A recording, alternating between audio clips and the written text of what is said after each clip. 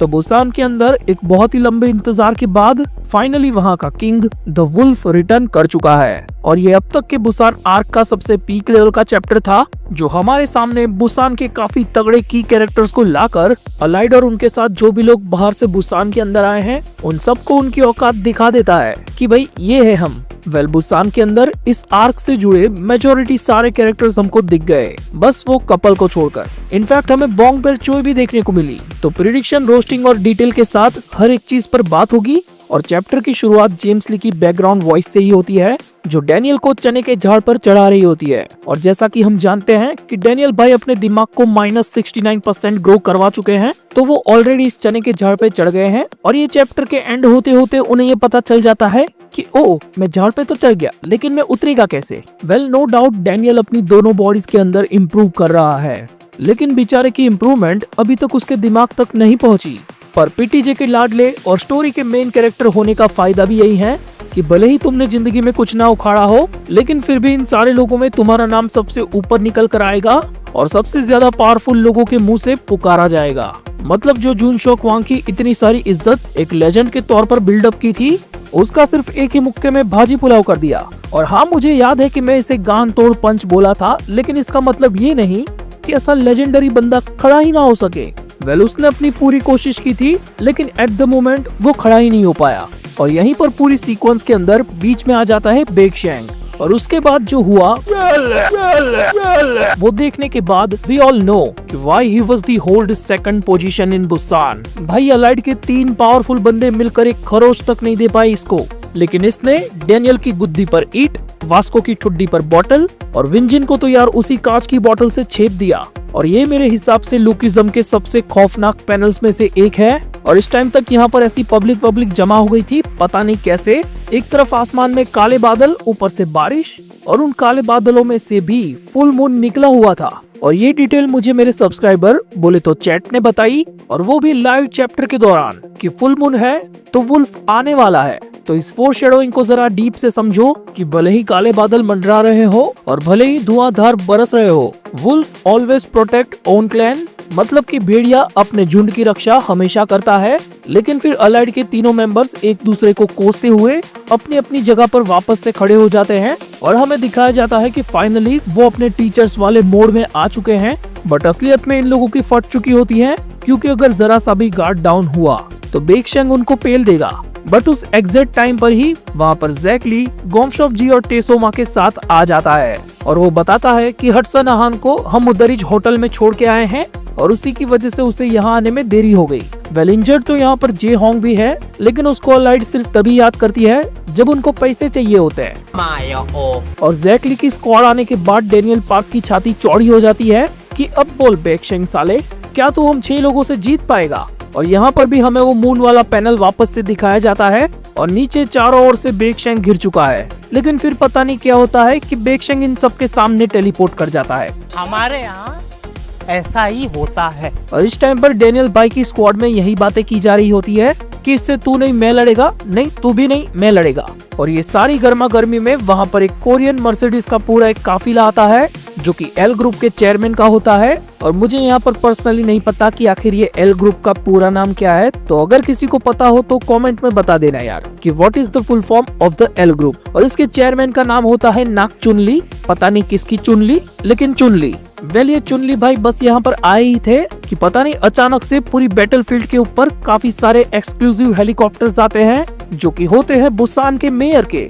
और वो मेयर ये सारा नजारा ऊपर से देख रहा होता है। और ये 2 बड़ी हस्तियां यहाँ पर आई ही थी कि तभी पब्लिक देखती है कि पानी के अंदर काफी सारी बोट्स उनकी तरफ आ रही है, जिसको ओन करता है बुसान का शिप टाइकून। और इस बंदे का नाम होता है पार्क जिन्नम। वेल इसे देखकर लगता है कि ये पार्क जिन्नम नहीं बल्कि प्रेग्नेंट जिन्नम है।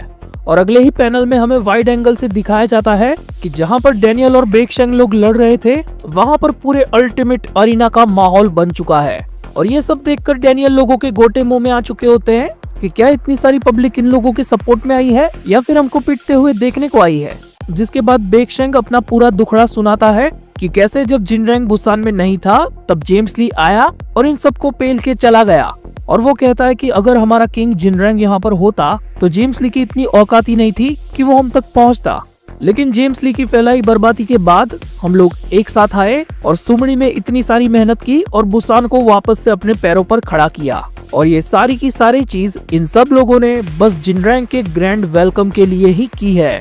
मतलब मानना पड़ेगा यार, दोस्ती हो या प्यार, लौंडे लॉयल होते हैं। और फिर बेकशेंग बोलता है कि फाइनली आज वो घड़ी आ चुकी है कि हमारा किंग रिटर्न करने वाला है। The wolf is coming. और फिर हमें फाइनली दिखाया जाता है किंग ऑफ बुसान। और मेरी मानो तो मैं पर्सनली आप सभी से ये रिक्वेस्ट करता हूँ कि आप जिनरैंग की एंट्री के सारे पैनल खुद जाकर देखो। मतलब इतने तगड़े लेवल की ग्रैंड सिनेमैटिक एंट्रेंस आज तक मैंने पूरे लुकिज्म के अंदर सिर्फ और सिर्फ गन पार्क की ही देखी है। बस फर्क इतना है कि गन के आने के बाद सब लोग शांत हो जाते हैं, लेकिन किंग ऑफ बुसान के आने पर पूरे बुसान में जश्न का माहौल बन चुका है और वुल्फ मस्त ऊंचाई पर बैठकर दारू और चकना पेल रहा होता है। तो समंदर की बोट्स, जमीन पर चल रही मर्सिडीज का काफिला और हवा में उड़ रहे हेलीकॉप्टर, ये सभी ग्रैंड वेलकम करने आए हैं जिनरैंग का। और यहाँ पर पीटीजे की वो बात प्रूव हो जाती है जब जिनरैंग को हम सब ने पहली बार देखा था। The man everyone follows. Well यहाँ पर फाइनली जिनरैंग बैटलफील्ड में भी आ जाता है और पब्लिक चिल्ला रही होती है the strongest champion is back. और इन सारी पब्लिक के अंदर बोंग पेल चोई भी होती है। और टेसोमा और गोमशॉप जी को देखकर ऐसा लगता है कि वो शायद जिनरैंग को अच्छे तरीके से जानते हैं। वेल जिनरैंग को अपने सामने देखते ही शेंग बैक की आंखों में से आंसू आ जाते हैं। और इस मोमेंट पर हमें ये पता चल जाना चाहिए कि बुसान में जो भी कुछ चल रहा था या फिर ये लोग जो भी कुछ कर रहे थे वो बिल्कुल भी इलीगल नहीं है और ना ही ये लोग बुरे हैं। बट जिनरैंग यहाँ पर आकर सीधे पॉइंट पे आता है और डैनियल पार्क के सामने जाकर उससे कहता है कि तू ही डैनियल पार्क है ना, और तू ही अभी करंट अरीना का चैंपियन है। तो जिनरैंग के मुताबिक वो इस बात को नहीं मानता कि कोई बाहर से आकर इस अरीना का चैंपियन बने। टिपिकल एनिमल थिंकिंग कि ये इलाके के लिए मैं तुझसे लड़ेगा। तो अब यहाँ पर आती है प्रेडिक्शन की बारी, जो मुझे दूर दूर तक लगता है कि डैनियल जिनरैंग को नहीं हरा पाएगा until and unless UI mode आ जाए या फिर प्लॉट आर्मर आ जाए। बट भूलो मत कि देर से ही सही यहाँ पर एली जैंग भी पहुँचने वाला है। और रही बात जेम्स ली और कीटे किम की, तो अब जाकर वो लोग कहीं पे हमें दिख सकते हैं, क्योंकि आफ्टर ऑल वो लोग भी जिनरैंग को ही बाहर निकालना चाहते थे। मुझे ऐसा लगता है कि उन लोग की प्लानिंग जिनरैंग और उसकी फर्स्ट जनरेशन के सर्कल के सारे बंदों को डिस्ट्रैक्ट करना है, जिसकी आड़ में ये दोनों कोई बड़ी चीज करने वाले हैं। वेल कुछ लोग तो ये भी प्रिडिक्ट कर रहे हैं कि जिनरैंग के पास भी कॉपी एबिलिटी है, लेकिन मुझे पर्सनली ऐसा नहीं लगता कि ये होगा। और कहीं ऐसा ना हो कि जिनरैंग की इतनी सारी हाइप बनाकर पीटीजे फिर उसको टपका दे। वेल हर बार बिल्डिंग वाला प्लॉट काम में नहीं आएगा। I mean, कहीं ऐसा ना हो कि बुसान की सारी पब्लिक जिनरैंग को फाइटिंग खेलते हुए देखने आई है और दूर से कहीं जेम्स ली और कीटे किम जिनरैंग की फील्डिंग लगाए हुए हैं।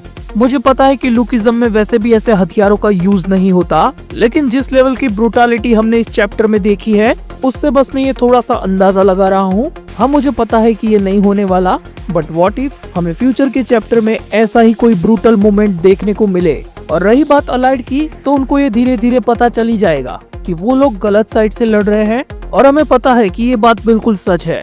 तो फ्यूचर चैप्टर में अलाइड बुसान के ये सारे बंदों के साथ मिलकर किसी बड़े काम को अंजाम दे सकते हैं।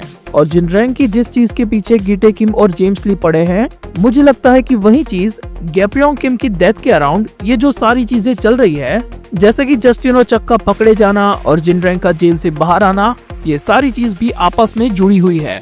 और इसके तार अगर फ्यूचर में खुलते हैं तो हो सकता है कि इसी से जेम्स ली और कीटे किम को खतरा हो। लेकिन साला इतने सारे टाइम से डैनियल पार्क की ओजी वाली बॉडी आखिर कहाँ पे आराम कर रही है? वेल अगर आप जानते हो तो प्लीज मुझे बताना और अपनी जो भी प्रेडिक्शन हो वो कमेंट सेक्शन में लिख के जाना, क्योंकि यार आप लोगों के कमेंट्स और प्रेडिक्शन पढ़ना मेरा अपना अलग सा मजा है।